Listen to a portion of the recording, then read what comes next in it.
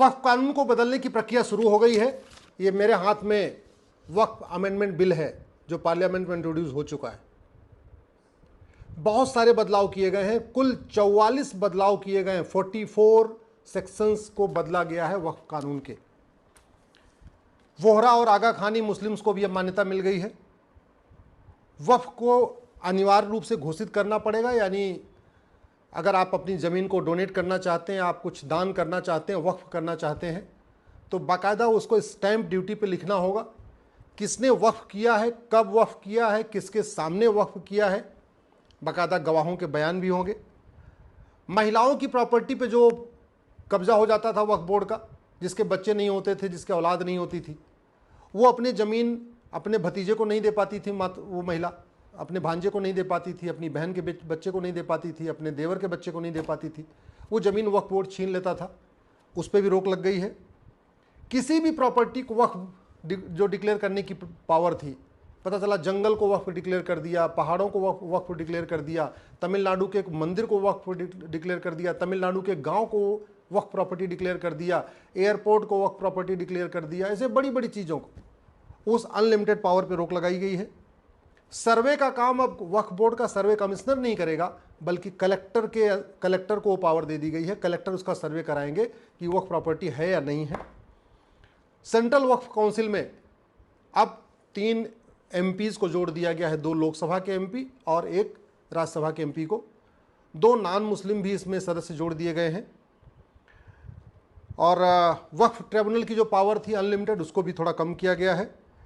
वक्फ tribunal को time bound तरीके से विवाद को डिसाइड करना पड़ेगा। जो लिमिटेशन एक्ट था कि पता चला कि वक्फ बोर्ड ने किसी प्रॉपर्टी को वक्फ डिक्लेयर किया और पेपर में ऐड दे दिया कि भाई फलाना जो ज़मीन है, पार्क या खेल का मैदान, ये वक्फ प्रॉपर्टी है। अगर 1 महीने तक कोई नहीं आता था उसका जवाब देने, तो वो वक्फ प्रॉपर्टी डिक्लेयर हो जाती थी। उस पर भी रोक लगा दी गई है। आप 1 महीने के बाद भी आके बता सकते हैं कि नहीं, वो प्रॉपर्टी नहीं है। तो कुल मिला के 44 अमेंडमेंट, 44 बदलाव किए गए हैं। मेरा ये मानना है जिस टायर में ना 44 पंचर हो जाए तो उस टायर को बदल देना चाहिए, न कि वो टायर रिपेयर करना चाहिए। जिस बाल्टी में 44 छेद हो जाए उस बाल्टी में रिपेयर नहीं कराना चाहिए, उस बाल्टी को ही बदल देना चाहिए। अगर आपके शरीर में 44 ऑपरेशन करना पड़ रहा है तो इसका मतलब आपकी शरीर सड़ चुकी है।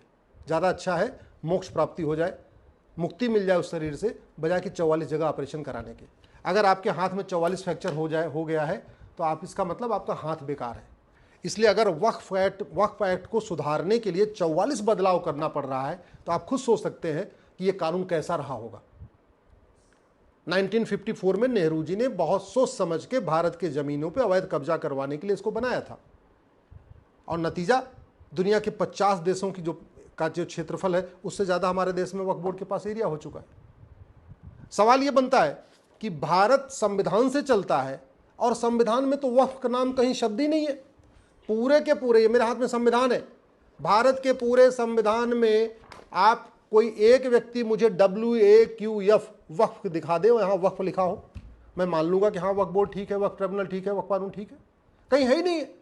भारत का संविधान रिलीजन के आधार पर कानून बनाने का विरोध करता है। संविधान कहता है रिलीजन के आधार पर कोई कानून नहीं होना चाहिए। भारत का संविधान SC ST के लिए कानून बनाने का कहता है, हाँ भाई ठीक है, इनको दलित है, पिछड़े लिए इनके स्पेशल कानून बनाइए।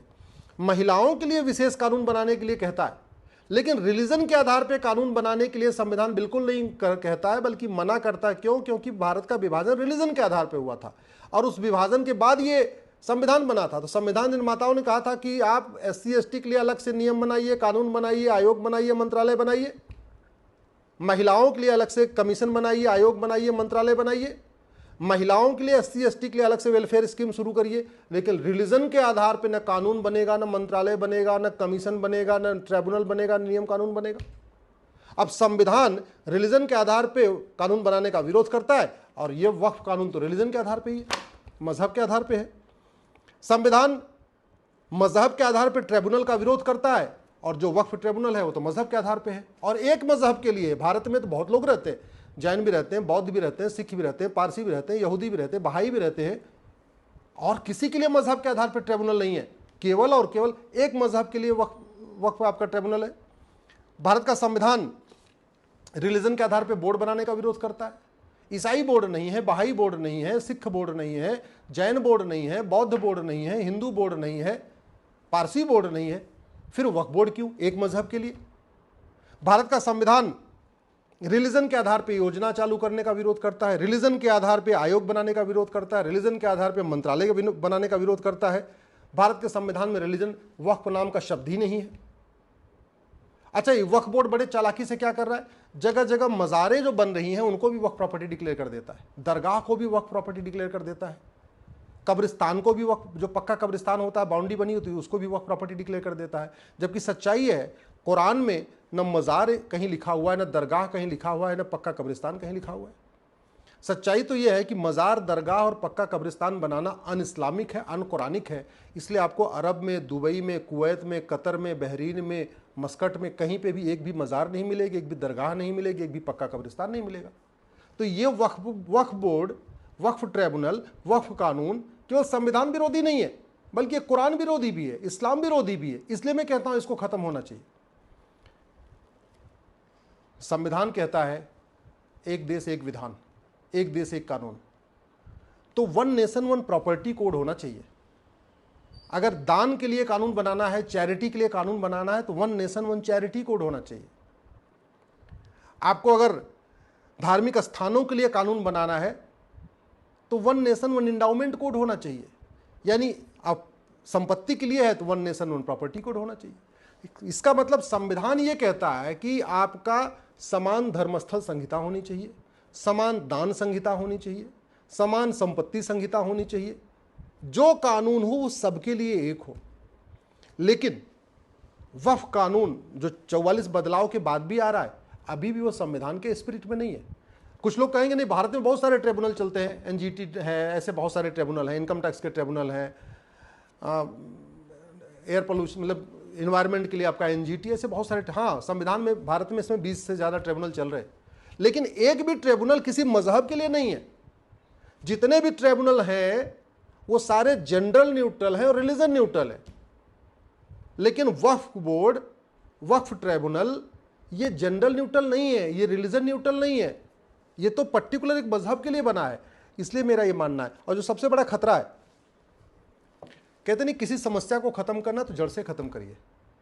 अगर पेड़ वो बीज गड़बड़ है तो उसकी टहनियों को मत काटिए, उसके पत्ते को मत काटिए, बल्कि उसको जड़ से उखाड़िए। आज आप वक्फ जो कानून है उसको बदल रहे हैं, ठीक है, आपने उसकी अनलिमिटेड पावर को ख़त्म कर दिया, आपने उसमें बहुत सारी चीज़ें जो एकदम अनलिमिटेड दी थी, कहीं कब्जा कर लेना, उसको रोक दिया। लेकिन अगर वो बीज बचेगा तो कल को गलती से कोई और सरकार आ गई, वही सरकार आई, वक्फ मजहबी सरकार आ गई, तो वो तो दोबारा फिर से उसको जिंदा कर देगी। इसलिए मेरा मानना है भारत की एकता अखंडता बनी रहे, मजबूत हो, भारत में सबको समान अवसर मिले, सबके अंदर एक समानता का भाव आए, उसके लिए ज़रूरी है कि विशेष कानून बंद हो, विशेष दर्जा बंद हो, मजहब के आधार पे किसी को विशेष जो लाभ दिया जा रहा है ये बंद होना चाहिए। न वक्फ बोर्ड होना चाहिए, न माइनॉरिटी बोर्ड होना चाहिए, न माइनॉरिटी कमीशन होना चाहिए, न वक्फ ट्रिब्यूनल होना चाहिए। जो कानून है सबके लिए। एक बड़ी समस्या ये भी है, इसका वेतन भत्ता कौन देगा? सरकार, जनता के टैक्स के पैसे से। ये जो वक्फ काउंसिल बनेगा, वक्फ ट्रिब्यूनल बनेगा, वक्फ बोर्ड बनेगा, इनकी अगर मीटिंग होगी तो जो चाय मंगाई जाएगी वो भी जो जीएसटी देते हैं, इनकम टैक्स देते हैं, टीडीएस देते हैं, आम जनता के पैसे से होगा। और दूसरी बड़ी भी समस्या कि जो पहले जमीन कब्जा हो चुकी है, क्या उसको वापस लेने का इसमें कोई प्रावधान है क्या इस कानून में? भाई 10 लाख एकड़ जमीन इस समय वक्फ बोर्ड के पास है। संख्या के हिसाब से 9 लाख जो टोटल नंबर ऑफ प्रॉपर्टी और 9 लाख है, और एरिया के हिसाब से 10 लाख एकड़ जमीन। मॉरिशस का क्षेत्रफल 5 लाख एकड़ है और भारत में वक्फ बोर्ड के पास 10 लाख एकड़ जमीन है। यानी मॉरिशस का एरिया उसका डबल तो भारत में वक्फ बोर्ड के पास। बहरीन का क्षेत्रफल 1,75,000 एकड़ है और भारत में वक्फ बोर्ड के पास 10 लाख एकड़ जमीन है। दुनिया के 50 देशों का जो क्षेत्रफल है ना, वो भारत के वक्फ बोर्ड की जो प्रॉपर्टी है 10 लाख एकड़ उससे कम है। तो ऐसे कंडीशन में मुझे ये नहीं लगता है कि केवल बदलाव करना चाहिए। मेरा ये मानना है ये वक्फ एक्ट, वक्फ ट्रिब्यूनल, वक्फ बोर्ड, वक्फ काउंसिल, ये सब कुछ अनकॉन्स्टिट्यूशनल है। इसको जड़ से ख़त्म करना चाहिए, लेकिन अभी ख़त्म नहीं हुआ है। फिलहाल जो बदलाव हुआ है उसका मैं स्वागत करता हूँ। लड़ाई जारी रहेगी जब तक एक देश एक धर्मस्थल संहिता नहीं होगी, एक देश एक दान संहिता नहीं होगी, एक देश एक संपत्ति संहिता नहीं होगी, जब तक यूनिफॉर्म एंडाउमेंट कोड लागू नहीं होगा, यूनिफॉर्म चैरिटी कोड लागू नहीं होगा, यूनिफॉर्म प्रॉपर्टी कोड लागू नहीं होगा, तब तक ये लड़ाई चलती रहेगी। आज नहीं तो कल, कल नहीं तो परसों। हमें पूरा भरोसा है मज़हब के आधार पर सारे कानून ख़त्म होंगे, मज़हब के आधार पर ट्रिब्यूनल ख़त्म होंगे, मज़हब के आधार के बोर्ड ख़त्म होंगे, मज़हब के आधार के सारी मंत्रालय ख़त्म होंगे, मज़हब के आधार के बने कमीशन ख़त्म होंगे और भारत में एक देश एक विधान लागू होगा।